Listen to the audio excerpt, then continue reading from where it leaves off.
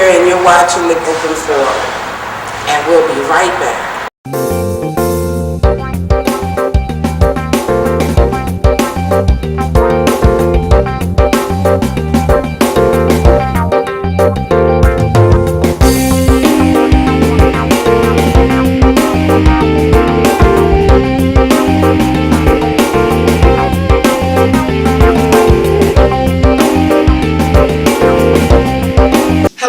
Welcome to the Open Forum.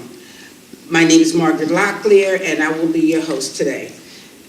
My guest today is Ms. Jules Dunham Howie, and we're going to talk to Jules about her new position as president of the Maryland Black Caucus Foundation. And we're going to learn a little bit more about Jules. So we'll start with tell us a little bit about yourself, Jules, and how you got involved and how you became head of the Black Caucus. Thank you so much for having me on your show, Margaret. I feel honored to be here with you today. And I am grateful to also now be the president of the Maryland Black Caucus Foundation. The Maryland Black Caucus Foundation supports the Legislative Black Caucus of Maryland. And we are basically the programmatic arm for the Legislative Black Caucus. So what we do is we actually go out and seek resources to actually help us put in place programmatic efforts that are directly connected to the legislature and the work of the Black Caucus. So, well, that all sounds wonderful, but we want to know who Jules Dunham Howie is. So are you originally from Baltimore, or were you transplanted from another state? I am indeed. Jules Dunham Howie is a Yankee Southerner, Margaret. So what does that mean? That means I was born in New York City, straight up, right in Columbia Presbyterian Hospital, Manhattan proper. And I was raised in Virginia. Okay. And so I left when I was a little baby. My family moved to Virginia, which is where my mother's from, and my father's from New York. And I would come back to New York every single summer and spend summers with my nana on Eastern Parkway, which is Flatbush, Brooklyn. And it was just phenomenal because I had the opportunity to really appreciate the genteelness of the South, right, and Southern hospitality and good food. And then I also got an understanding of the metropolis in a large city and how do you interact with people in a city environment. So that has really helped me tremendously. But I did all of my schooling in Virginia, and I went to James Madison University for my undergraduate, and background is in communications and theater. And I left JMU and moved right to New York, right?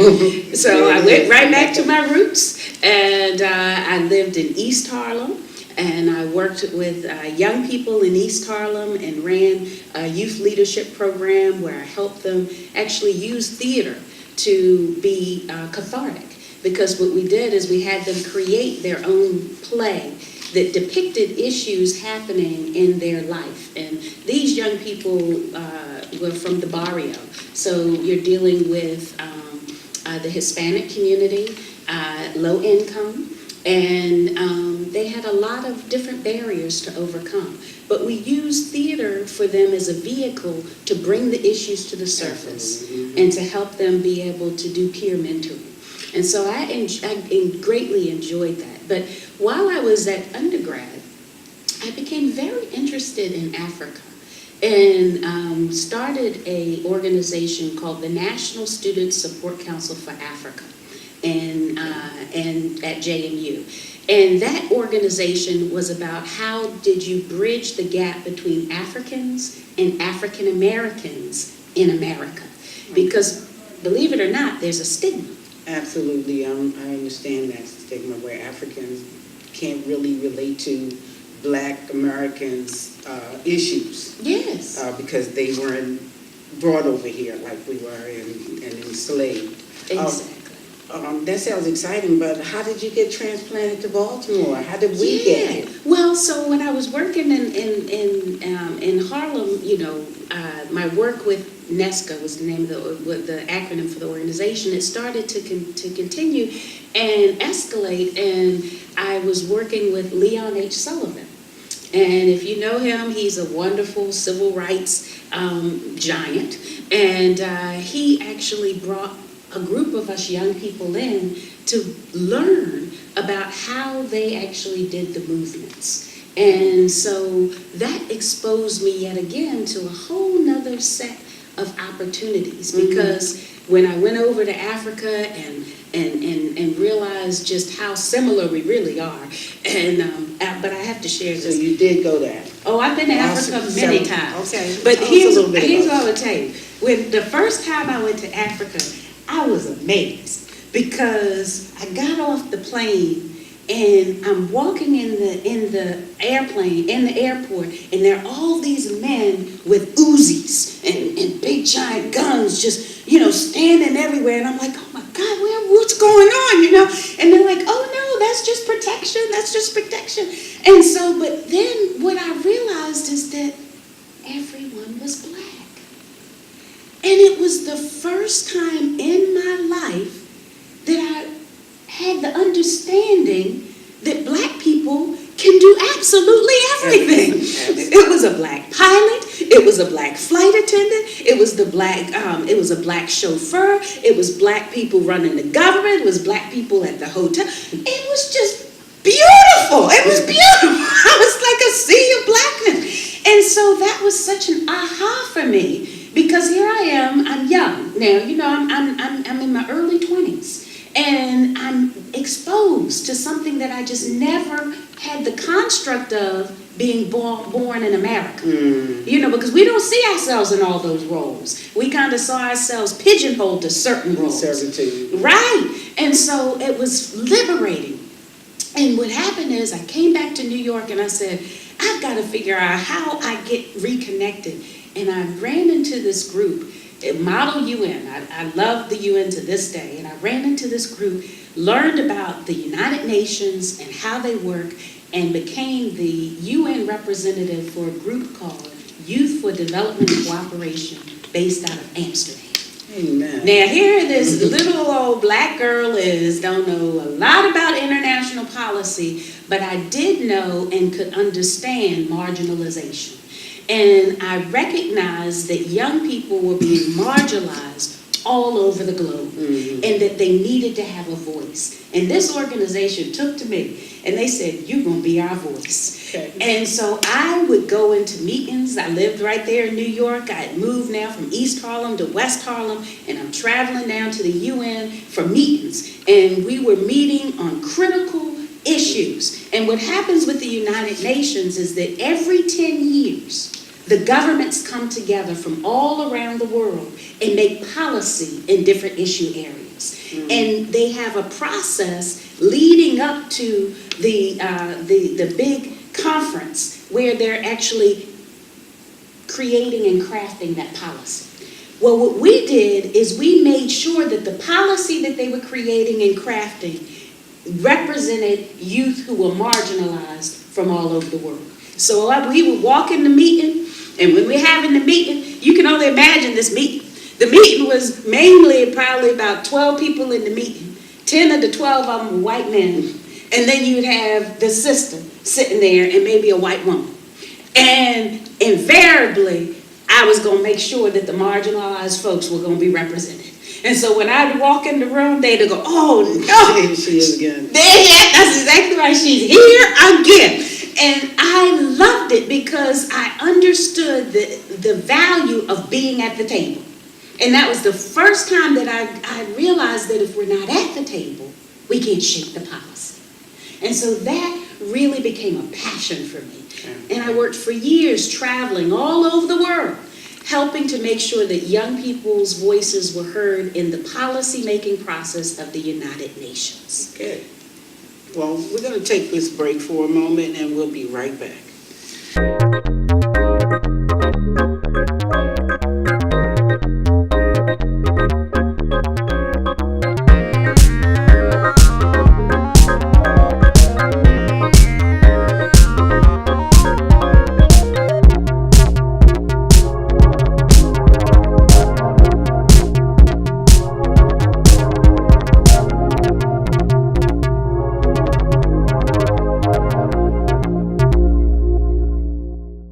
Well, thank you for staying with us. My guest today is Jules Dunham Howie, and she is now the new president of the Maryland Black Caucus Foundation. And so, again, I want you to tell us how we got you, how you got all of that excitement into Baltimore City. Well, thanks. And so I was courted here by the International Youth Foundation. Oh, and they moved me from New York to Baltimore to work with them on actually creating a domestic policy agenda because they had only worked internationally. And they wanted to figure out how they could provide resources for youth programs in the United States. So I was a part of that team. Now, Margaret, I went through 3 startups in 4 years, and I was burnt out. And I said, after we got it up and running, and it's still running today, it's called the Forum for Youth Investment, run by Karen Pittman in Severna Park, Maryland. I said, I've got to go. And I left, and I started Jules Enterprise, which is my own consultancy firm, which actually works with nonprofits all across the country, helping them build their infrastructure and actually positioning themselves to raise money effectively. So I've trained thousands. I've trained over probably 5,000 people on effective grants management and how do you actually put together winning proposals. And in doing that work, I actually was exposed to the Legislative Black Caucus through none other than Senator Barbara Robinson. She was the president of the Legislative Black Caucus, and at that point in time, she wanted to take the foundation to a different place. Okay. And she said, Jules, will you come and work with us? So what places now the Maryland Black Caucus Foundation is going to take you? Well, what is going to be your function? Yeah, well, we're excited because what we have been doing is supporting, again, the Maryland Black Caucus and helping them be able to raise resources to do and operationalize their platform. But now what we're doing is right now, I'm excited because we're working on the 2025 agenda for Black people. Okay, and Yes. that is, what does that mean? Well, that's a good question. What does it mean? It means that we recognize that we need to have a forward-thinking policy agenda that says where does the Black community in Maryland want to be by 2025? Where do we want to be in education? Where do we want to be in business and entrepreneurial development? Where do we want to be with healthcare? Where do we want to be in all of the major socioeconomic development constructs for Black people in Maryland? And what we're doing now is every year we actually have 2 signature events. One is the Black Caucus Weekend. And our Black Caucus Weekend this year is going to be in November. And it is actually going to be, it features 3 critical events. We do business over breakfast, where we actually have a prominent business person come and talk to us about the trends within their industry. And then we do a gala event where we come together and we celebrate the great work of the legislature and what they've been able to achieve. And then we also do a day of workshops in Annapolis. And that's going to be the critical one, because the day of workshops in Annapolis is going to be actually feeding the development of the 2025 agenda. So we will have work groups on every single one of our major topic areas, for example, healthcare, that will actually be looking at the current state of the Black community in health all across the state of Maryland, and then coming up with a set of metrics on where this is our baseline of where we are now, where do we want to be in 2025, and what policy do we need to put in place to make sure that we get there. And so this will ultimately be creating a blueprint that is going to help us be able to ensure that the Black community in Maryland is going to receive the resources, support, and opportunities that it needs to just grow beyond belief. Well, not to take anything, but it's going to take 7 years to do that. No, not at all. I mean, what processes, what things are in place now that the Maryland Black Caucus Foundation is handling, so that people who are watching this can say, hey, let's go support what they're doing and let's be a part of it. Mm-hmm. How is that? Well, there's already a 10-point platform for this year that is out in all of the different areas of what the Black Caucus is focused on. And every year there's a set of priorities for the caucus. What the 2025 agenda is trying to do is say we want to focus more than annually. We want to have a forecast. So it's basically a strategic plan for the Black community and our growth and development. So it doesn't take away from our annual agendas, which we always have and are always working on. And one of the things that we've championed, and the current president of the Maryland Black Caucus is Delegate Cheryl Glenn. And she has championed the whole issue with medical cannabis. And so she and the Black Caucus came together last year and basically said, this is unfair, because what happened is they put out licenses for the industry and there were no Black people who received a license, yet there were qualified submissions. And so the Black Caucus said this is not acceptable, and the Black Caucus fought to hold up the process to ensure that they have at least two licenses that will be going to people of color. And so that has been carried through to this year. It started last year and it's going through this year, and we believe that we are going to be successful with that. We're going to take a break right now, so we'll be right back. Okay, now come back with your question on education. Okay.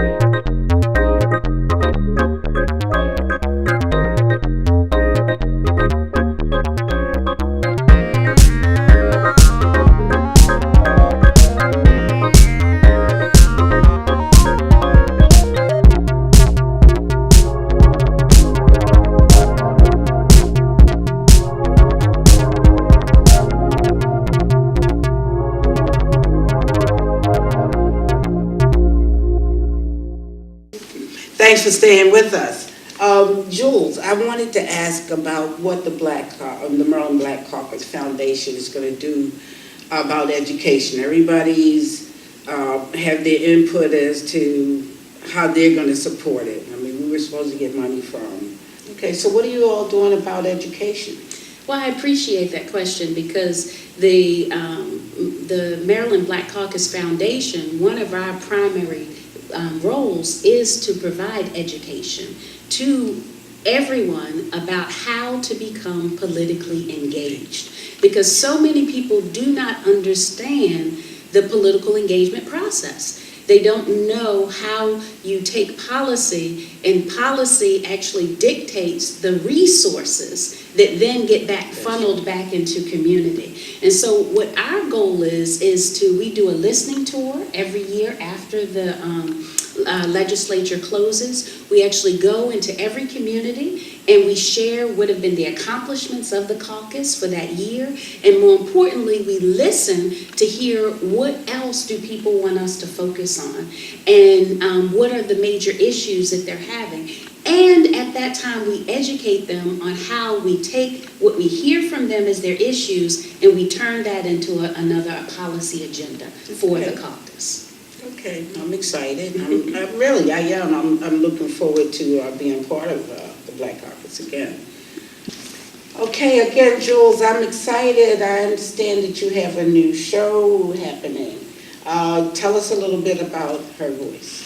Thank you. Yes, Her Voice is very exciting to me because it is an opportunity. It's a half-hour in-depth interview with women who are currently serving in office or seeking political office. And what excites me about this show is that it gives an opportunity for women's voices to be heard. And right now, what we've had and what we're seeing is more and more women who are looking to go into the political arena. And we're excited about that. But yet, when they're out there, we don't always hear about them. And so Her Voice is a platform for women who are serving in office or seeking to serve in office to come and share. This is what I stand for. This is what I believe. And more importantly, this is what I want to do to help my constituency be even better. Mm-hmm. And so I encourage you to look at Her Voice. I encourage you, if you are considering running for office or if you are a current legislator, I hope that you will come on our show and share your voice and what it is that you're seeking to do to actually help your constituency if you're a current legislator. Well, as a matter of fact, we have a clip. Why don't we take a look at it right now? So,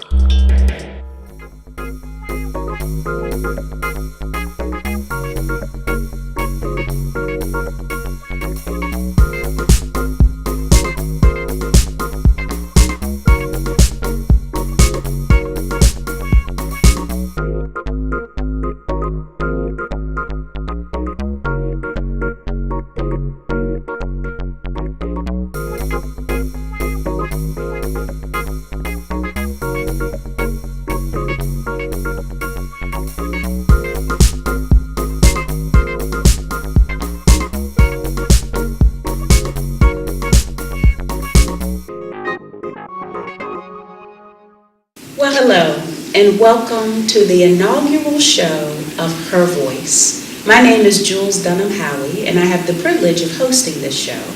And Her Voice is an opportunity for an in-depth profile of women that are currently serving or seeking to serve in the political office. And it allows an opportunity for us to just get a chance to know who these women are, what do they stand for, and how are they going to make a difference in the communities and constituencies' lives that they serve.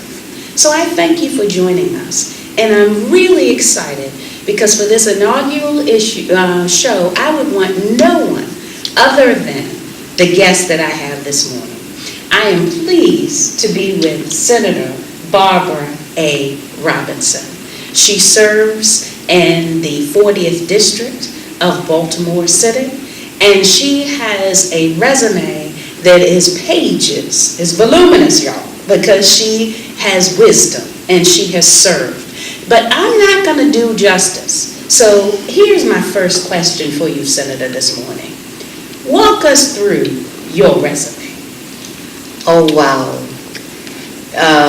That's a big thing. When people ask me about things, I said I've been around since water, but I haven't been stagnant. I'm from Alabama, and I came to Baltimore to go to Morgan, and it took 18 years for me to get my bachelor's degree because of living in the projects, being on welfare, being in the streets,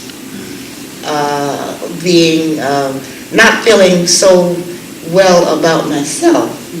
Because when you come from a life of abuse, sexual abuse, physical abuse, mental abuse, watch my mother being beaten almost every weekend.